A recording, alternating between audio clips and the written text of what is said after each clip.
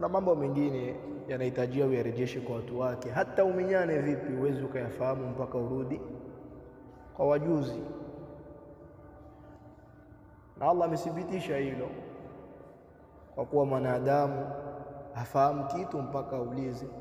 Fasalu ahla dhikri in kuntum la ta'lamun, waulizeni wajuzi ikiwa nyinyi hamtambui.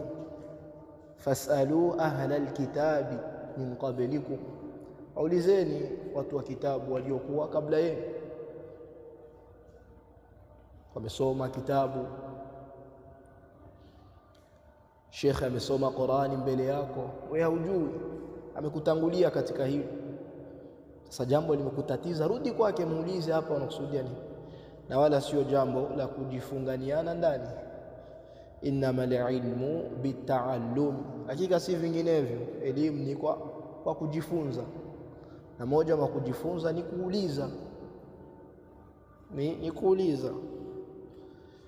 Na insha Allah huyo unayemuuliza, huenda unamuulizia hapa anakujibu, kuna siku utamuulizia kwa Allah, yupo wapi fulani, alikuwa akinifundisha kheri, kusali, kutawaza, kufanya nini.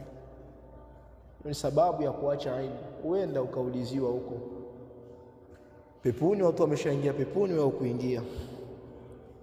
Ibn Jawzi anasema illa mtajiduni fil jannati bainakum, ikiwa mtu nikuta peponi baina yenu, fasalu anni, basi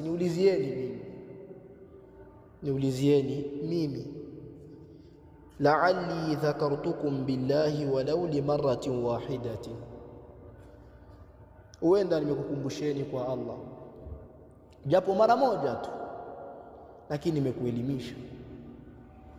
Kuna mtu anaweza akawa anakuelimisha kila siku, lakini kuna yule amekuelimisha kitu kimoja kila siku unakifanya. Kama mtu aliyekuelimisha sala, anakufundisha mara moja, lakini kila siku mpaka kufa kwako wewe unasali, yeye anapata thawabu.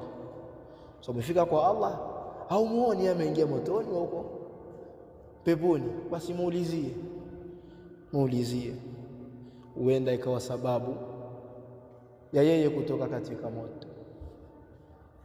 Na ni katika matunda ya kuelimisha watu ilmu ya kisheria. Tunamwomba Allah atujalie tuwe miongoni mwa watu watakao waelimisha watu ilmu yenye manufaa hapa duniani.